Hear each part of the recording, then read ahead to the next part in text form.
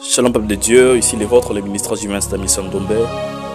Vous êtes sur le point de suivre un merveilleux message très prophétique et très spirituel qui aura pour thème « Ne considérez plus ce qui est ancien » et qui aura pour sous-thème « Le bienfait de l'alliance ». C'est un message très prophétique, très profond et nous vous prions de le suivre attentivement avec un esprit de prière car il y a de fortes déclarations qui se feront à la fin, une atmosphère très chargée de l'esprit pour vous bénir. Alors, on en profite de donner des annonces parce que l'atmosphère de la fin ne nous permettra pas de donner les annonces. Si vous sentez que vous voulez s'aimer sur ces paroles qui seront déclarées pendant cet enseignement, par une offrande, une action de grâce, quoi que ce soit, prière de contacter l'homme de Dieu par ces numéros, plus de 44 934 84 94 47. Je répète, plus 244 934 84 94 47. Vous pouvez appeler pour déposer votre offrande, mais aussi si vous avez un sujet de prière, un problème qui vous dérange, vous pouvez nous contacter par le même numéro afin de prier pour vous dans notre groupe de Rakren Ministry. Alléluia. Et Rakren, nous avons prière chaque dimanche à 21h juste heure de Kinshasa et 22h juste heure de Paris dans notre groupe WhatsApp du ministère. Si vous voulez rejoindre notre groupe, prière de contacter ce numéro-là et on va vous ajouter dans le groupe pour passer des moments merveilleux dans la prière, mais aussi dans la parole. N'oubliez pas de nous laisser un like, un commentaire et de partager cette vidéo à un plus grand nombre de personnes afin d'édifier encore plus plusieurs autres personnes par le même message. Aujourd'hui, nous allons parler d'un thème merveilleux qui est intitulé « Ne considérez plus ce qui est ancien » et il y aura pour sous-thème le bienfait de l'alliance. J'aimerais avant toute chose que nous puissions déjà lire la parole de Dieu. Et avant de lire la parole de Dieu, j'aimerais déjà remercier cette grande communauté qui nous suit de partout dans la francophonie, en France, en Belgique, au Cameroun, en Côte d'Ivoire, au Madagascar, au Burkina Faso, Congo-Kinshasa, Congo-Brazzaville, toute la francophonie. Je vous salue au nom de notre Seigneur Jésus-Christ et que Dieu vous bénisse abondamment. Continuez, merci de nous suivre, merci de nous faire part de vos témoignages. Merci d'être connectés à nous, à chaque programme. Que Dieu vous bénisse. Je suis dans Ésaïe chapitre 43. J'aimerais que nous lisions déjà à partir du verset 14 jusqu'au verset 19. Ésaïe 43, 14 à 19. J'ai lu au nom du Seigneur Jésus-Christ. Ainsi parle l'Éternel, votre Rédempteur, le Saint d'Israël. À cause de vous, j'envoie l'ennemi contre Babylone et je fais descendre tout le fuyard, même les Chaldéens sur les navires dont ils tiraient gloire. Je suis l'Éternel, votre Saint, le Créateur d'Israël, votre Roi. Dieu se présente comme le Roi d'Israël. Je prie que Dieu soit aussi ton Roi au nom de Jésus. Ainsi parle l'Éternel qui fraya dans la mer un chemin. J'aime cette partie. Waouh. Ainsi parle l'Éternel qui fraya dans la mer un chemin. Et dans les eaux puissantes un sentier. Ici, il rappelle les enfants d'Israël ce qu'il a fait dans la mer. Dans la mer, dans les eaux, Dieu a créé un chemin. Il a fait un sentier merveilleux. Qui mit en campagne de chars et de chevaux une armée de vaillants de guerriers. Soudain, couchés ensemble pour ne plus se relever, anéantis, éteints comme une mèche. J'aime Dieu parce que notre Dieu est un Dieu qui nous rappelle l'histoire passée. Le verset 18 dit « Ne pensez plus aux événements passés, ne considérez plus ce qui est ancien. Voici, je vais faire une chose nouvelle sur le point d'arriver. Ne la connaîtrez-vous pas? Je mettrai un chemin dans le désert et des fleuves dans la solitude. » Bien aimé, vous savez, si vous lisez ces textes des Écritures, j'aimerais déjà commencer par là. Vous allez vous rendre compte comme s'il y a une contradiction entre le verset précédent et le verset 18. Le verset précédent, Dieu est en train de rappeler aux enfants d'Israël le passé. Mais au verset 18, il est en train de leur dire de ne plus penser aux événements passés. Mais Dieu, qu'est-ce que tu veux nous dire? En fait, qu'est-ce qui se passe dans ce texte? Les enfants d'Israël sont en captivité en Babylone. Je vais expliquer tantôt. En captivité en Babylone. Mais Dieu a d'abord commencé à leur rappeler l'histoire. Pour leur dire pour leur faire voir comment est-ce qu'il les a déjà délivrés dans de combats passés. Comment est-ce que Dieu les a sortis de l'Égypte où ils étaient en esclavage pendant plus de 430 ans. Et Dieu est en train de leur rappeler les exploits passés. Et après, il leur dit, oubliez les événements passés. En fait, les événements passés dont il est en train de leur parler, cela n'a rien à voir avec l'histoire que Dieu leur raconte. Mais quand Dieu parle des événements passés, Dieu est en train de leur parler simplement de leur situation présente. En d'autres termes, de ce par quoi ils sont en train de passer en Babylone. Pour Dieu, c'est déjà le passé parce que Dieu est sur le point de commencer quelque chose de nouveau. En fait, quand Dieu vient dans ta vie, j'aimerais déjà commencer à déclarer, Dieu considère ce que tu vis comme un événement passé. Parce que quand Dieu intervient, cela veut dire qu'une nouvelle histoire est sur le point de commencer. Même ce que tu as vécu une minute avant que Dieu n'apparaisse, pour Dieu, c'est un événement passé. Parce que Dieu, quand il se révèle à toi, il veut commencer quelque chose de nouveau. Je parle à quelqu'un qui est en train de passer par des moments difficiles. Je parle à quelqu'un qui a longtemps pleuré. Tu as pleuré même une minute avant d'écouter ce message. Je t'annonce que cela est un événement passé et Dieu m'envoie te dire, oublie cela parce que à partir de ce moment, il est sur le point de commencer quelque chose de nouveau dans ta vie, quelque chose de nouveau dans ta famille, quelque chose de nouveau dans tes projets, dans tes affaires, dans ton travail, dans tes business, dans tes entreprises, dans ta santé. Dieu est sur le point de commencer une histoire nouvelle. Reçois cela au nom de Jésus-Christ. Alléluia. J'aime la parole de Dieu, elle est merveilleuse. Notre thème est « Ne considérez plus ce qui est ancien ». Et je disais que notre sous-thème est le bienfait de l'alliance. Vous allez comprendre pourquoi est-ce que je parle d'alliance tantôt. Donnez-moi juste quelques minutes et tout sera clair. Vous savez, notre texte est tiré du livre d'Ésaïe. Vous savez, le livre d'Ésaïe est divisé en trois grandes périodes. En trois grandes parties, pardon. La première partie, c'est à partir du chapitre 1 jusqu'au chapitre 39. Et cette partie nous parle de prophétie du prophète Ésaïe sur Israël et Juda, ainsi que sur la Mesnas assyrienne. La deuxième partie commence à partir du chapitre 40 au chapitre 55, qui nous parle de la période de l'exil en Babylone. La période où les enfants d'Israël étaient en captivité en Babylone. Alléluia. Et c'est de là même où se trouve notre histoire, le contexte même de notre thème. C'est par quoi, c'est ce qui fera l'objet même de notre enseignement, se trouve à la deuxième partie. Et la troisième partie, c'est à partir du chapitre 56 au chapitre 66, qui nous parle du temps où les enfants d'Israël s'étaient retournés en exil et ils ont vécu une restauration. Mais comme je disais tantôt, la partie qui nous intéresse, c'est la deuxième partie, parce que notre texte est tiré de Ésaïe 43. Alors je disais que la deuxième partie, c'est à partir du chapitre 40 au chapitre 55. Cela veut dire que le contexte même de notre thème est tiré en pleine deuxième période du livre de Ésaïe. Alors, en 586 avant Jésus-Christ, les enfants d'Israël furent exilés en Babylone pour trois raisons. Les trois raisons, on le trouve dans le même texte, dans le même chapitre. On va juste lire le verset 22, verset 23 et verset 24. Je m'en vais lire, la Bible est en train de dire, et tu ne m'as pas invoqué, ô Jacob, car tu t'es lassé de moi, ô Israël. Tu ne m'as pas offert de brebis en holocauste, tu ne m'as pas honoré par tes sacrifices. Je ne t'ai point tourmenté pour des offrandes, et je ne t'ai point fatigué pour l'encens. Verset 24.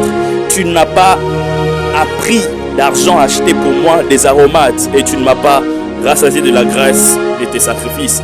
Mais tu m'as tourmenté par tes péchés, tu m'as fatigué par tes iniquités. En fait, du verset 22 au verset 24, Dieu est en train de donner lui-même les raisons pour lesquelles il a permis à ce que son peuple aille en captivité. Vous savez, quand on était en train de lire, vous vous êtes rendu compte que dans le premier texte que nous avons eu à lire, Dieu s'est présenté comme le roi d'Israël. En fait, le peuple d'Israël était son peuple et Dieu était leur roi. Mais malgré cela, il a quand même permis à ce que les enfants d'Israël aillent en captivité en Babylone, en esclavage. Alléluia. Alléluia.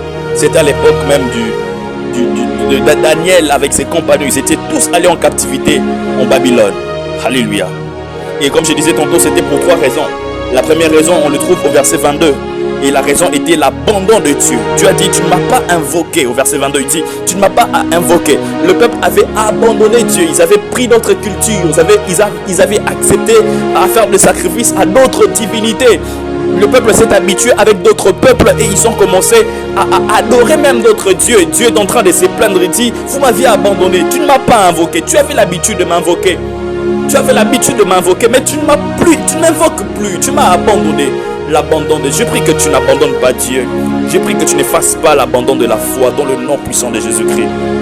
Le verset 23, on donne la deuxième raison, c'était le manque de fidélité. Les enfants d'Israël n'étaient plus fidèles aux offrandes. Et au verset 23, Dieu est en train de dire, tu ne m'as pas honoré par tes sacrifices, ni par tes offrandes. Ils ont abandonné la fidélité aux offrandes. Ils ont abandonné la fidélité aux sacrifices. Je prie Dieu ce soir que tu ne perds pas ta fidélité à Dieu. Alléluia. Que tu demeures fidèle à Dieu, fidèle par tes principes, fidèle à tes convictions. Alléluia. Tu avais l'habitude de donner des offrandes dans la maison du Seigneur, que tu ne perdes pas cela. Tu donnais ta dîme à l'église, continue de donner ta dîme. Tu servais Dieu à l'église, continue de servir Dieu. Tu faisais des gestes pour aider les orphelins et les veuves, continue de le faire. Sois fidèle aux vœux que tu as fait à l'Éternel, sois fidèle à l'œuvre que tu fais pour le Seigneur, sois fidèle dans le royaume de Dieu. Ne perds pas ta fidélité. Alléluia. La troisième raison, c'était les péchés continuels. Les péchés continuels. Le verset 24, Dieu est en train de dire, tu m'as tourmenté par tes péchés. En fait, pendant que les enfants d'Israël étaient en train de pécher, Dieu se sentait tourmenté. Je prie pour toi qui es en train de m'écouter, que tu ne tourmentes pas Dieu par tes péchés. Je prie que tu ne vives pas une vie de péché. Je prie que le péché ne trouve plus sa place en toi, parce que le péché tourmente Dieu. Tout péché qui te retenait captif, ce soir au son de ma voix, je décrète et déclare dans le nom puissant de Jésus que ces péchés te quittent et te quittent pour de bon dans le nom de Jésus-Christ. Alléluia. Dieu dit, tu m'as tourmenté par tes péchés. Et comme conséquence, il y a eu trois choses. La première des choses, Dieu a envoyé les Babyloniens, ils sont venus, envoyés par Nebuchadnezzar, venir envahir la ville de Jérusalem. Ils ont pris de captifs, ils ont pris de gens. Ils ont détruit la ville de Jérusalem. Ils ont détruit la ville de Jérusalem. Ils ont mis le feu partout. Ils ont détruit la ville de Jérusalem tout entière. La deuxième des choses, ils ont brûlé les temples de Dieu. Vous savez, les temples pour les enfants d'Israël représentaient beaucoup de choses. Dieu a dit à leur père, j'habiterai parmi vous. J'habiterai au milieu de vous. Créez-moi un temple, j'aimerais habiter parmi vous. Le temple était l'image de la présence physique même de Dieu. Quand ils voyaient l'arche d'alliance, ils disaient non, Dieu est avec nous. Rappelez-vous l'histoire du combat avec les Philistins. Quand ils ont pris l'arche d'alliance, ils ont amené ça dans le camp de bataille. Et quand ils ont amené dans le champ de bataille, même leurs ennemis ont eu peur. Ils ont dit leur Dieu est avec eux. Ce Dieu-là, nous avons entendu de ces nouvelles. Il est tellement fort, il est mystique. Alléluia. Parce que pour les enfants d'Israël, l'arche d'alliance, c'est la présence de Dieu. Tout peut échouer, mais ce qui ne choue jamais, c'est la présence de Dieu. Alléluia. Pour les enfants d'Israël, on peut tout faire, mais la dernière réussite, c'était les temples, c'était l'arche d'alliance, parce que c'était l'image de la présence de Dieu. La plus grande richesse pour Israël, c'était la présence de Dieu. Je prie que la plus grande richesse soit aussi la présence de Dieu dans ta vie au nom de Jésus-Christ. Mais ils se sont retrouvés que ce jour-là, le temple de Dieu a été brûlé. Cette plus grande richesse qu'ils avaient. Ils se sont dit, certainement Dieu nous a abandonnés. On n'a plus rien, on n'a plus d'issue. Ce temple glorieux qui a été construit par Salomon, le jour de sa construction, la nuée est descendue. Les sacrificateurs ont été mis à terre parce que le poids de la gloire était tellement fort. Alléluia. J'aimerais ouvrir une parenthèse pour dire à ceux-là qui se plaignent, qui se disent mais pourquoi dans vos églises les gens tombent, mais écoutez, la Bible est en train de dire quand la nuée est descendue dans le temple, les sacrificateurs ne pouvaient plus exercer la fonction, et au point où ils sortaient, d'autres tombaient par le poids de la gloire. Alléluia. Donc c'est normal, quand la gloire est là, il y a des manifestations qui se font et les gens, le corps physique ne peut pas supporter le poids de la gloire. Il se peut que certaines personnes tombent, c'est normal. Alléluia. Alors le temple a été brûlé. Et la troisième des choses, le peuple a été emmené en captivité, en exil. Le peuple de Dieu, le peuple chéri de Dieu. Alléluia. Depuis la quatrième dispensation, le gouvernement humain, Dieu se choisit un peuple qui était Israël. Depuis même la troisième dispensation de la promesse, Dieu a choisi Abraham. Il a dit tes descendants, etc. Je leur donnerai la terre des Canaan et tout. Cette terre les appartiendra à cause de l'alliance que je t'ai donnée, etc. Le peuple choisi de Dieu. Le peuple choisi de Dieu se retrouve en captivité. Mais il y a quelque chose qui se passe. Ils ont été en captivité. Ils ont péché contre Dieu. Ils ont tourmenté Dieu. Ils n'ont pas été fidèles. Ils ont abandonné Dieu. Malgré tout cela, un jour, Dieu envoie Ésaïe le prophète qui se lève pour prophétiser la restauration d'Israël. Ils ont péché, ils ont abandonné, ils n'ont plus été fidèles et tout. Dieu les a abandonnés, Dieu les a chassés. Ils sont en captivité, les temples est brûlés, la ville est brûlée et tout ce qui est arrivé est arrivé. Mais malgré cela, Dieu a pensé, Dieu a pensé. Il a dit non, non. Je ne peux pas laisser ces peuples là-bas. Je ne peux pas. Le cœur de Dieu a battu. Dieu a dit non, non, non. Malgré tout ce qu'ils m'ont fait, mais je ne peux pas les laisser là-bas. Je ne peux pas le laisser là-bas. Il envoie un prophète, Ésaïe, qui s'élève. Il prophétise la restauration. Il dit ainsi parle l'Éternel. Oubliez les événements passés. Ne vous souvenez plus de ce qui est ancien, car je veux faire une chose nouvelle. Ainsi parle. Je m'imagine les enfants d'Israël à cette époque, comment est-ce qu'ils regardaient les prophètes. Ils regardaient avec dédain, mais prophète, tu sais ce que tu es en train de parler? Est-ce que toi tu n'as pas bu le vin par hasard? Tu sais ce qui est arrivé à la ville. Tu sais que la ville a été brûlée. Tu sais que même les temples de Dieu a été saccagé, brûlé, calciné. Mais les prophètes élèvent, il dit ainsi parle l'Éternel, je veux faire une chose nouvelle. Et avant ça, Dieu commence d'abord à leur rappeler. Rappelez-vous en Égypte, je vous ai sortis, etc. J'ai frayé le chemin même dans le désert. Alléluia. Et j'étais en train de réfléchir dans mon esprit. J'ai demandé à Dieu, Seigneur, pourquoi cette scène se répète souvent? Quand on lit l'Ancienne Alliance, on a comme l'impression d'assister à un théâtre. Un peuple qui se révolte contre son Dieu, le même Dieu se lève, il les frappe. Il les frappe, après c'est le même Dieu qui va le restaurer, il aura pitié d'eux. Après ils vont marcher avec le Seigneur, après ils vont encore pécher. Dieu va les envoyer encore un autre prophète qui va leur annoncer les malheurs. Le malheur arrivera, ainsi de suite. Mais je me pose la question, Seigneur, pourquoi ce théâtre? Qu'est-ce qui faisait en sorte que Dieu, malgré sa grandeur, malgré l'infidélité du peuple, de son peuple, qu'il soit un Dieu qui aura toujours miséricorde d'eux, qui aura toujours compassion d'eux? Qu'est-ce qui faisait cela? C'est alors que je suis en train de comprendre que c'est à cause de l'alliance. C'est à cause de l'alliance. Écoutez, j'aimerais dire à quelqu'un, l'alliance est la seule chose qui rend Dieu faible. Vous savez, quand Dieu regarde à l'alliance, Dieu s'affaiblit. Dieu s'affaiblit. Dieu voulait se débarrasser de ses peuples. Mais à chaque fois qu'il pensait à l'alliance qu'il a fait avec Abraham, Dieu revenait sur sa décision et disait non, non, non, non, je dois restaurer ces peuples. Nous allons lire ça dans Genèse. J'aimerais que nous les lisions. Genèse 17, versets 4 à 8.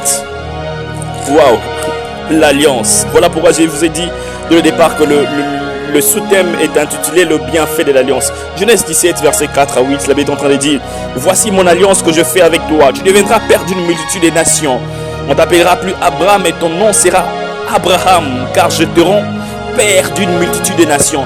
Je te rendrai fécond à l'extrême. Je ferai de toi des nations et des rois sortiront de toi. J'établirai mon alliance entre moi et toi et tes descendants après toi, selon leur génération. Ce sera une alliance perpétuelle. Une alliance c'est-à-dire une alliance qui ne durera, comment dirais-je, une alliance qui n'aura pas de fin. À toujours de génération en génération, je garderai cette alliance-là. Ça sera une alliance perpétuelle en vertu de laquelle je serai ton Dieu et celui de ta postérité. Il a promis à Abraham, ça sera une alliance perpétuelle en vertu de laquelle je serai ton Dieu. Je serai le Dieu de ta postérité. Voilà pourquoi malgré le fait que les enfants d'Israël étaient en train de pécher contre Dieu, malgré le fait que les enfants d'Israël ont tourmenté Dieu par leurs péchés, Dieu dans sa colère, il les a aussi frappés. Il a envoyé les Babyloniens le frapper. Et quand Dieu pensait, quand Dieu revenait en lui-même, il regarde, non, non, je fais alliance à leur père, alors je ne peux pas briser mon alliance. Alléluia. J'aime dans le livre de Deutéronome, chapitre 7, verset 12. La Bible est en train de dire, Dieu se présente comme un Dieu qui garde l'alliance. Je suis le Dieu qui garde l'alliance. En hébreu, c'est El Shomer Berit. Je prie Mara Souzepa. J'aimerais déclarer dans la vie de quelqu'un qui est en train de m'écouter ce soir. Le Dieu dans lequel nous sommes en train de prier, le Dieu que nous sommes en train de prier s'appelle El Shomer Berit. C'est un Dieu qui garde l'alliance. Je déclare que l'alliance de Dieu puisse crier dans ta vie au nom puissant de Jésus. Je ne sais pas moi ce que tu as fait. Si tu as péché, je ne sais pas moi ce que tu as fait qui t'a mis dans la situation dans laquelle tu es.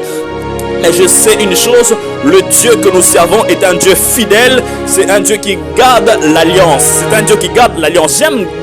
Un jour, j'étais en train de lire un livre prophétique. Dieu est en train de dire, je n'agirai pas à cause de vous, mais j'agirai à cause de mon nom. C'est quoi le nom de Dieu?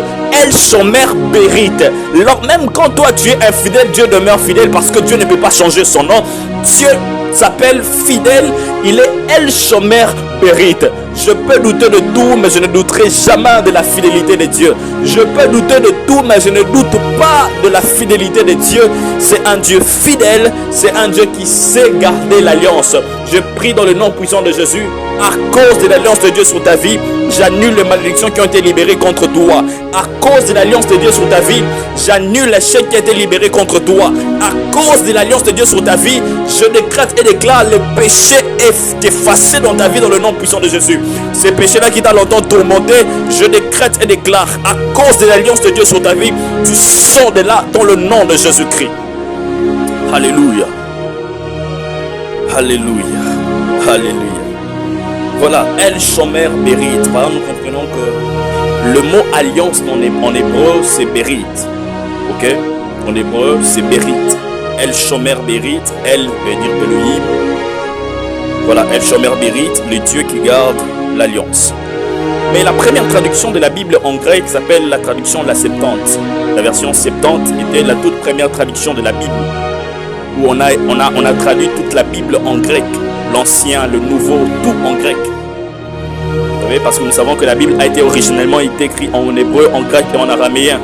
L'ancienne alliance en hébreu, une partie en araméen, et le Nouveau Testament entièrement en grec. Mais la version Septante a traduit toute la Bible en grec. Alors, quand la Septante traduisait la Bible, on a choisi des mots adéquats. Et en traduisant en hébreu partout où on parle de l'alliance, c'était Berit, Berit, Berit.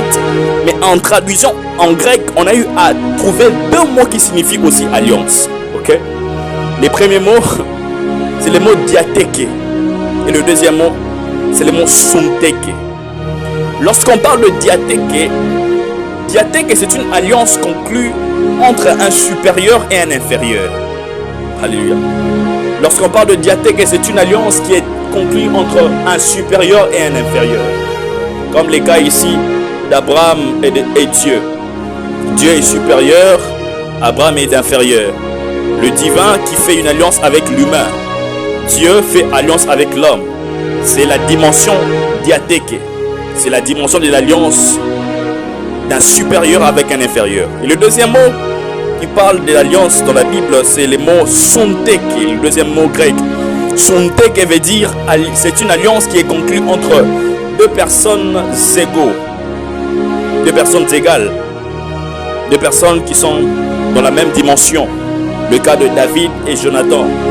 Il est en train de dire, David fait alliance avec Jonathan. Et Jonathan est en train d'enlever sa tunique, qui est en train d'enlever son habit, son vêtement. Il les donna à David comme signe d'alliance. Alléluia. Et ce geste était un geste prophétique parce que les vêtements dans la Bible est l'image de l'identité. Prophétiquement parlant, Jonathan était en train d'enlever le vêtement royal, était en train de le donner à David pour dire que moi je ne mérite pas la royauté, mais toi tu as été choisi pour être le futur roi en Israël. C'était une compensation, un échange d'identité. Alléluia. Voilà pourquoi Jonathan n'avait plus accès à la royauté, n'avait plus la place à la royauté, parce qu'il avait donné le vêtement de la royauté, les vêtements de pourpre à David. C'était ce qui s'est fait prophétiquement. Alors, comme je disais, dans les cas de David et Jonathan, quand ils ont fait alliance, Jonathan a donné à David le vêtement qui était le signe de l'alliance. Pour dire, chaque alliance marche avec deux choses. La première des choses, c'est un signe. La deuxième des choses, c'est une promesse. Pour qu'une alliance soit alliance, il faut qu'elle ait premièrement un signe. Rappelez-vous, le jour où Dieu fait alliance avec Noé, il dit, tel sera les signes. L'arc-en-ciel est apparu. Il a dit, tant que la terre subsistera, le séma et la moisson, etc. Il dit, je ne détruirai plus la terre par l'eau, par la pluie. Alléluia. Et les signes, c'était l'arc-en-ciel. De la même manière, le jour où Dieu fait alliance avec Abraham, il demande à Abraham de se circoncire. Et il dit, toute ta descendance va se circoncire. Ça sera le signe de l'alliance. Cela veut dire, même quand je serai en train d'oublier, à chaque fois que je regarderai leur corps et je verrai cette signe-là dans leur corps, alors qu'est-ce que je ferai? Je me rappellerai de promesses que je fais à toi, qu'ils doivent s'accomplir dans leur vie. Alléluia. Je disais tantôt, dans chaque alliance, il y a une promesse. Et une des promesses que Dieu avait données aux enfants d'Israël, c'était la terre des Canaan. Genèse 17, verset 8, on va relire cela. Il dit, je te donnerai et à ta descendant après toi les pays que tu habites comme étranger, tous les pays des Canaan, en possession perpétuelle, et je serai leur Dieu. Une des promesses que Dieu a données à Abraham après avoir fait alliance à eux, c'était de leur donner la terre des Canaan. Alors quand les enfants d'Israël ont péché contre l'Éternel, Dieu les a chassés dans sa colère.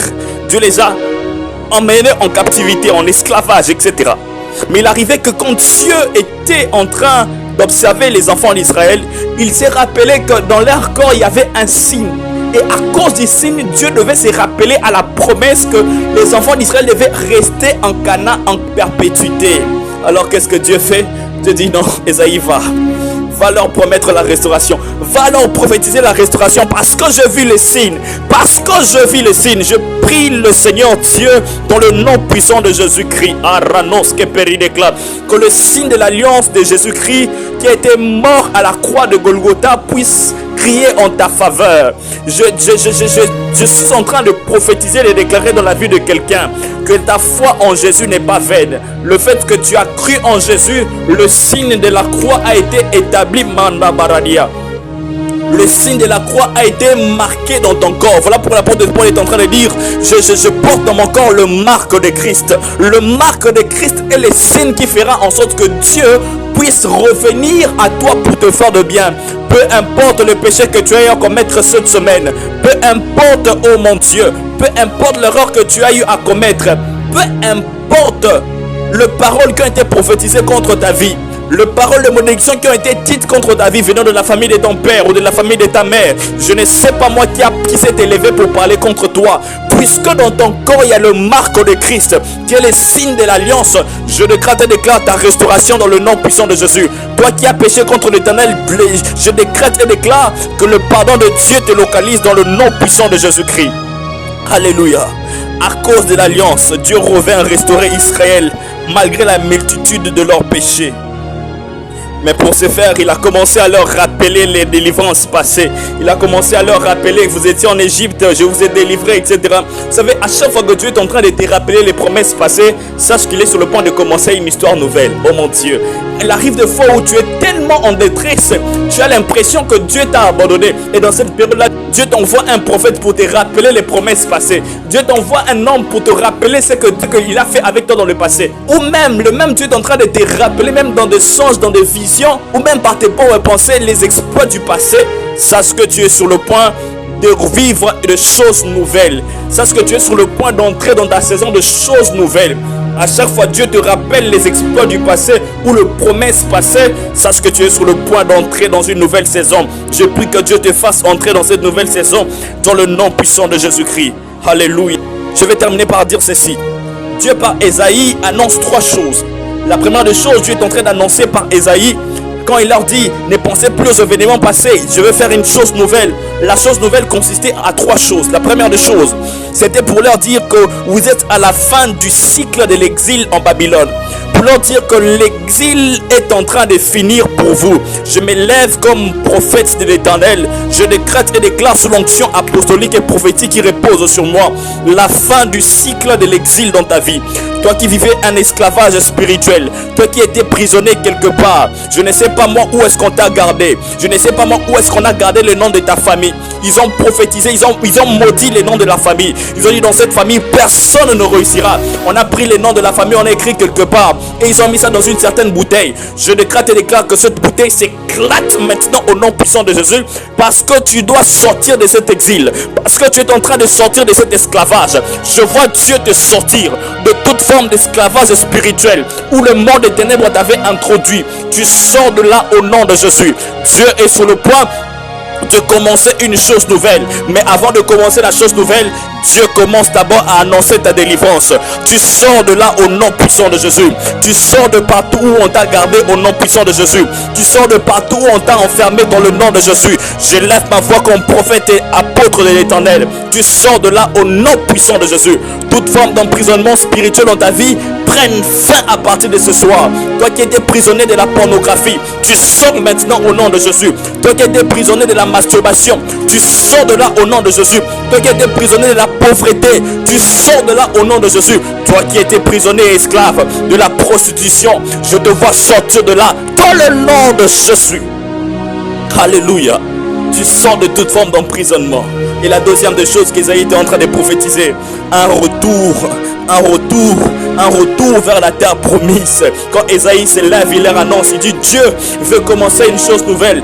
Cela ne veut pas simplement dire que vous sortez de l'esclavage, mais cela veut aussi dire que vous allez retourner dans votre terre, parce qu'il avait promis à votre père de vous donner Cana à perpétuité. Je décrète et déclare sur ta vie dans le nom puissant de Jésus. Un retour dans ta terre promise. Je ne sais pas moi ce que l'ennemi t'a volé. Je ne sais pas moi ce que tu as eu à perdre. Je décrète et déclare que tu reprends cela au nom de Jésus. La Bible est en train de dire, la postérité de Jacob reprendra ses possessions. Je décrète et déclare, la Bible est en train de dire, dans Galates chapitre 3 verset 29, en Christ nous sommes aussi la postérité d'Abraham. Puisque tu es la postérité d'Abraham, tu dois reprendre tes possessions. Je te vois répondre ce que l'ennemi t'a volé. Je te vois répondre l'argent que le monde des ténèbres t'a volé. Tu as touché l'argent, tu faisais des voyages, mais depuis un certain moment, le voyage ne marche plus. Tu faisais des affaires avancées, mais depuis un certain moment, les affaires sont arrêtées. Je décrète et déclare que tu es en train d'entrer dans une saison où tu es en train de retrouver, de reprendre tes possessions. Tu reprends ce que l'ennemi t'a volé. Tu reprends ce que le monde des ténèbres t'a volé. Toi qui faisais des voyages, mais depuis un certain moment, le voyage a arrêté. Je suis en train de parler à une femme. En cette saison, tu as eu à perdre ton mari. Ton homme, depuis un certain moment, il a fui la maison. Il ne veut plus rentrer en famille. Et tu es en train de prier, demander à Dieu de lui faire revenir. Tu es en train de pleurer même dans la présence du Seigneur. Tu dis, Seigneur, je veux revoir mon mari. Depuis qu'il est parti, il ne veut plus revenir. Je t'annonce qu'en cette semaine qui va commencer, ton mari va revenir dans le nom de Jésus. Ton mari revient au nom de Jésus. Car la postérité de Jacob doit répondre à sa possession. Tu reprends ce que l'ennemi t'a volé dans le nom de Jésus. Tu reprends la santé que l'ennemi t'avait volée dans le nom de Jésus. Ta santé aura souveri déclare. L'auteur de clatour de Fana Ante. Remene à con va azouze. Terre de clatour de Farania Ande. Chaloua Fakapa. Je décrète et déclare. Tu reprends ta santé au nom de Jésus. Je décrète et déclare. Tu reprends ta santé au nom de Jésus. Je décrète et déclare. Toi qui étais en bonne santé, mais depuis un certain moment, les cycles de la maladie ne font que se répéter. Tu reprends ta santé dans le nom de Jésus. La postérité de Jacob reprendra ses possessions et tu réponds cela au nom de Jésus. La troisième des choses, quand Ésaïe dit Dieu veut faire une chose nouvelle, la troisième des choses, cela veut dire Dieu va restaurer son peuple. Cela veut dire non seulement vous êtes libérés, non seulement vous allez retourner à Jérusalem, mais aussi la ville sera restaurée et le temple sera reconstruit. La ville sera restaurée et le temple sera reconstruit. Je prophétise sur David une restauration totale. Une restauration totale. Une restauration totale. Dans tes affaires, dans ta famille, dans tes projets, dans ton travail, dans tes business. Une restauration totale. Une restauration complète. Dans le nom puissant de Jésus. Tu reprends tes possessions et tu es restauré totalement, complètement, dans le nom de Jésus-Christ. Il en est ainsi, il en sera ainsi, dans le nom puissant de Jésus. Reçois cela et reçois cela. Que Dieu bénisse sa parole. Amen.